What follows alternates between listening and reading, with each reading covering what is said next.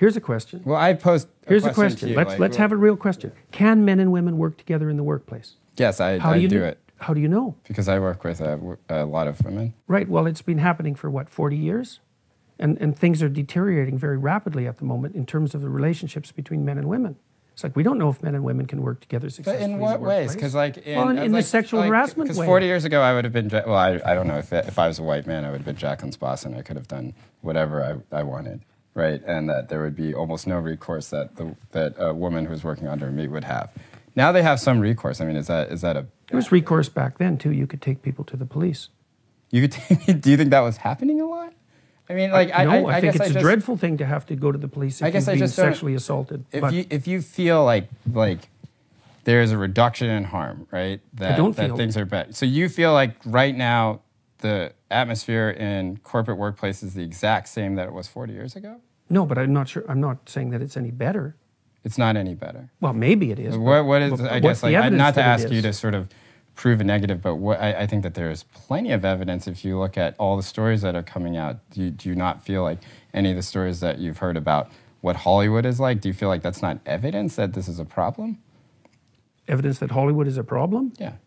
Yeah, but when I look at Hollywood, all these people coming out of Hollywood talking about how sexual misbehavior is a problem, and I think people in Hollywood are talking about that, they've been capitalizing on sexual misbehavior for like 100 years. But that, I mean, look, those are unrelated in a lot of ways. Yeah, like they're, Why are they unrelated? You as a professor should know like about correlation and causation. Like you're basically saying, well, you know, there have been movies with sex in it, therefore a PA on the set of a movie, of course, should be expected to be sexually harassed. No, I'm saying... No, those two are separate worlds in any sort of pure logical sense. Like that is just a classic mix-up of correlation and Why causation are they separate worlds? We don't know how to draw the boundaries. Because so here's the question. So do you feel like any movie that has, like, if you talk about sex in your classroom, or if you talk about sort of sexual behavior in your classroom, and another classroom does not talk about sexual behavior at all, you feel like your classroom would have a higher chance or a higher incidence rate of sexual assault or harassment? No, but I would say that if I was part of an organization that built entire dozens of careers on sexual provocativeness, I would be very careful about like waving the ethical flag in the sexual wars. So you think Hollywood doesn't exploit sex? Hasn't the feminists been saying that for 30 years? The entire entertainment industry does nothing but exploit women sexually. Is that true or not? And if it is true, then aren't they contributing to the problem? And if they're contributing to the problem, then where's all the ethical... But you're arguing at that point that Hollywood is one sort of totemic idea, that it is one sort of... That a woman who works in entertainment must then like pledge allegiance to this idea of sort of totemic Hollywood and not come out and give her story. Like you're saying that she's like somehow complicit in all of it. The degree to which we're all complicit in what's going on is unspecified. I said already, you know, we don't know how to have an adult conversation about sex. It's not surprising. It's not the least bit surprising. So, I guess I don't, like, so then what is it then? Like, because this seems to be like the sort of collectivist thinking that you rail against. You know, you're saying that Hollywood is one thing and that Hollywood made its own bed and therefore Hollywood should not speak about this issue because they're the ones that were pushing this agenda. No, it isn't that they shouldn't speak about it. Or that they should do speak not carefully have the moral about it. authority to They should speak carefully about it. Do you feel like they're not speaking carefully? Absolutely, they're not speaking carefully. Not in the least. What is out of control about it? Well, trial by public opinion, I suppose, is part of what's out of control about it. Trial by public opinion? Do you think that's what's happening? Yeah, to some degree, sure. It's very easy for people to come forward with accusations and demolish someone's reputation. That's trial by public opinion. So, I mean, and we don't have any conversation about the other side of the coin. You don't think women manipulate men sexually for advancement in the workplace? Do you not think that there has been any sort of pushback against this Me Too movement at all? Yeah, there's been some. Okay, so then what do you mean we don't have conversations about the other side? It seems like every time I read any sort of publication, it's split more or less 50-50 and actually increasingly more towards like maybe this thing is out of control. It seems like that narrative is certainly out there. Yeah, true. It has started to emerge in the last couple of weeks. That's true. Yeah. So then... I don't understand. I guess I don't understand the question exactly. Well, my question is essentially that like when you... Is there sexual harassment in the workplace? Yes. Should it stop? That'd be good if it did. That'd be good. Will it? Well, not at the moment it won't, because we don't know what the rules are. Do you think men and women can work in the workplace together? I don't know. Without sexual harassment? We'll see. We'll see. How many years will it take for men and women working in the workplace together? More than 40. To get a sense. More than 40? Mm-hmm. We're new at this. We're new at this. Absolutely.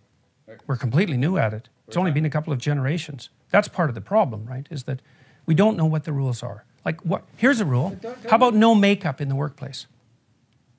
Why would that be a rule? Why should you wear makeup in the workplace? Isn't that sexually provocative? No. It's not? No. Well, what is it then? What's the purpose of makeup?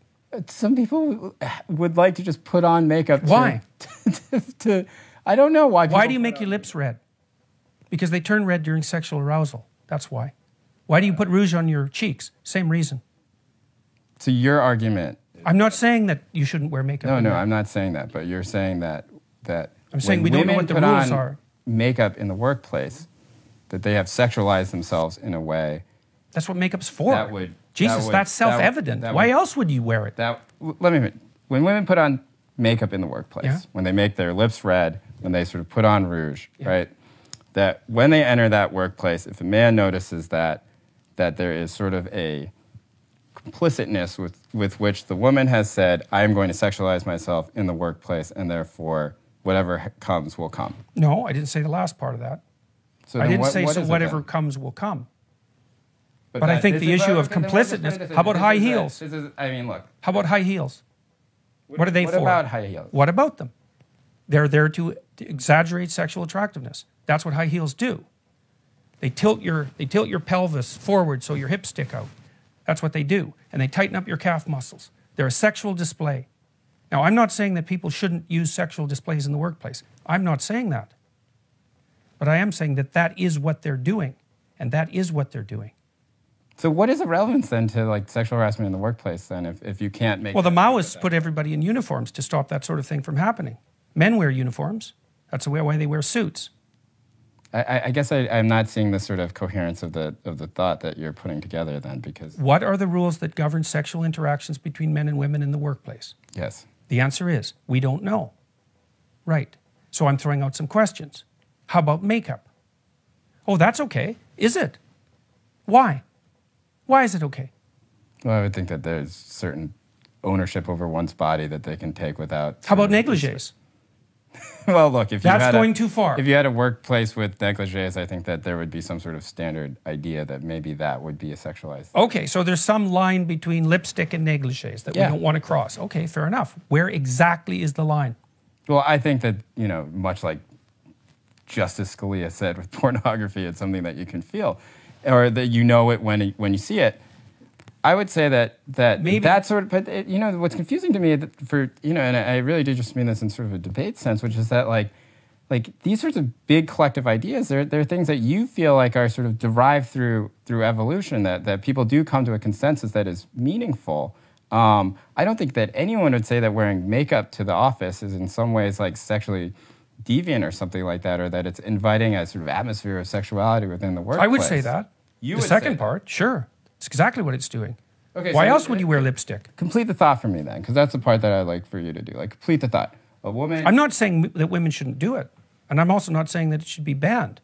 But I'm saying that you're absolutely naive if you don't think that has anything to do with sexuality. Or sexual harassment? Does it have something to do with sexual harassment in the workplace? I don't know. Because I don't know what the rules should be that govern the interactions between men and women in the workplace. I don't believe Should people be allowed to flirt in the workplace? Do you feel that, let's just, yes or no question, do you feel like women wearing makeup in the workplace contributes to sexual harassment in the workplace? Sure, it contributes. And so what should be done about that? You as a clinician who believes that there should be prescriptive ideas that don't mandate behavior, but that will guide behavior. I don't know. I don't know what the answer to that is. Do you feel like women shouldn't wear... do you feel like a serious woman who does not want sexual harassment in the workplace, do you feel like if she wears makeup in the workplace that she is somewhat being critical? Yeah. Okay. I do think that. Okay, let's move on. I don't see how you could not think that. It's like makeup is a sexual display. That's what it's for.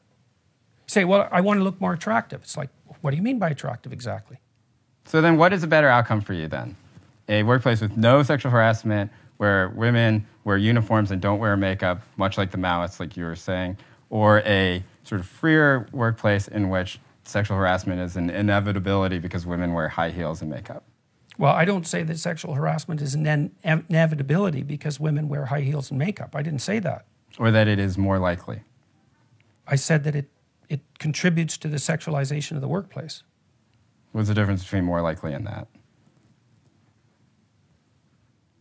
Okay, more likely. I'll go with that. Yeah, more likely, right? Sure, okay. Okay, so which one do you prefer? I don't prefer either of them. Oh, which one of those two would I prefer? Yeah. Oh, I prefer the one where people had the freedom. And so within that, so we've gotten to that point, that people should have freedom to wear makeup, right? But that will inevitably lead to, not inevitably, that it is more likely that sexual harassment happens in the workplace. Isn't that sort of saying that if women wear, like, how is that not saying that if women wear makeup in the... That isn't what I said. Like, you're pushing it past what I said by a substantial margin. Sure, I said that we don't understand the rules that govern the interactions between men and women in the workplace, right? We don't understand the rules. And so I was pushing a limit case. That's what I was doing. I wasn't saying women shouldn't wear makeup. No, I was saying never we saying could that have you a said question that either, about, though. there should be a question raised about that. And there is often. I mean, companies have dress codes, let's say, you know, and they have a reason for that. But the fact that we got tangled up in this conversation is an indication of exactly how difficult it is to have a reasonable conversation about exactly what rules should govern the interactions between men and women in the workplace. I would object to that a little bit because I think the reason why this conversation has been difficult is because, like, there are certain things where you'll just punt and you'll say, I'm not saying that, and you'll try and be very hyper-specific. And now, look, there are examples of that where I feel like you were right. Like, I feel like the Kathy Newman article, or the Kathy Newman interview, I felt like a lot of that she put words in your mouth. I don't feel like I'm doing that. In fact, I've been extremely careful not to. I'm definitely not accusing you of that. Okay, so I'm just saying that these sorts of conversations are difficult, not that you're making it unduly difficult, because I don't think you are. Sure. So I guess, look, this is a test case, right? Like, we are not here to say, like, Jordan Peterson believes that this is true. We are talking about a specific test case. Like, we agree, or not we agree, you are arguing that makeup is sexualized, high heels are sexualized, right? When they enter a workplace, the workplace has a higher preponderance of becoming sexualized. Right? Yes. How do we not then take the next step and say that, ergo, if we want to get rid of sexual harassment in the workplace, that your belief is that women should not wear high heels or makeup in the workplace? Oh, because there's other potential solutions. People could, you could allow for a certain amount of sexual tension and not act on it in a reprehensible manner. I mean, look, let's say you're married to someone, right? You go to a party. Yep. Okay, you go to a party. Do you ever flirt? I mean, I don't go to parties. Oh, okay. Do you ever flirt at all? No, honestly not. But do you know how? But that is, no, not really. Okay, well, I mean, I'm a terrible so that's example. not so good. Yeah. Well, look, one of the things that's enjoyable about the interactions between men and women, even if you're married, is an element of flirtatiousness that can underscore the interaction. Sure. Okay, you don't want to get rid of that. It's too tyrannical to get rid of that. But you're playing with fire. You have to know that you're playing with fire. And so there's going to be some sexual provocativeness in the workplace, let's say, both ways. But you're playing with fire. And you need to know what the rules are. We don't know what the rules are. Okay, how about what if I said it is okay to flirt with your coworker from time to time, but, you know, don't grab them in the privates? Well, that seems, you know, I think we could agree that might be a reasonable start, right? But then, of course, you still have the problem of exactly what constitutes acceptable flirting. Do you feel like the majority of people then who are sort of in this Me Too movement right now who have been speaking out, I mean, do you really think all of them are saying that you can't flirt at all? You know, or do you think most of them are saying, you just don't grab me in the privates? Because I just, as somebody who also has read about this, who's studied it quite a bit, who has followed it very intensely, it really does seem like the message is like, hey, like, you know, don't pull your robe off, don't grab me in the boobs. No, I think it's worse than that. You do? Yeah, well, look at what happened with NBC. Now you're supposed to report your coworkers if you suspect them of romantic entanglements. That's been true about American, like, I mean, that is one symptom. But this is a policy now. It is. It's a policy at one company about sort of this industry-wide Yeah, about this industry-wide problem. Yeah, it's a response to it, but it's a bad response. You said, like, is it only about not being grabbed? It's like, no, it's not only about that. If it was only about not being grabbed, would you be okay with it? Well, I'm not in favor of people being involuntarily grabbed. I'm not in favor of sexual harassment or sexual assault, and not in the least. I already told you what I think. I'm a sexual conservative. Sure. I don't think people should have sex on the first date. I think they should be very careful with sex, right? So I'm not in the camp of let's grab each other under the mistletoe at the Christmas party, because what the hell? I'm not in that camp. I'm in the be bloody careful camp, and don't step out of line, and don't have designs on your secretary when you hire her. I think that's all appalling. But I don't think we're capable of having an adult conversation about it. Not as a culture, not even a bit. Let's say that the result of all of this, of the Me Too movement, is that perhaps there are some policies which might strike a sort of civil libertarian such as yourself, or somebody who believes in individual freedom as a bit oppressive, but that women stop getting grabbed in the privates. I don't think that's what will happen. This is the collateral damage from that. Yeah, no, is that not a win? Is that not a win for somebody who doesn't think that women should be grabbed in the privates? I don't think that's what will happen. Why?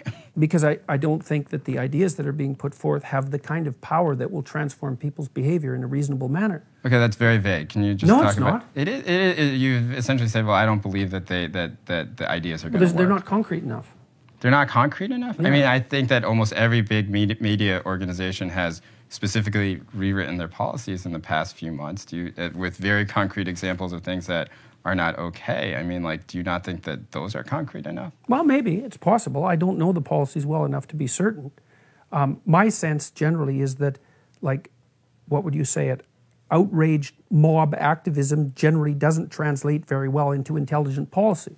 But, it's possible that it does lead to change. We'll see.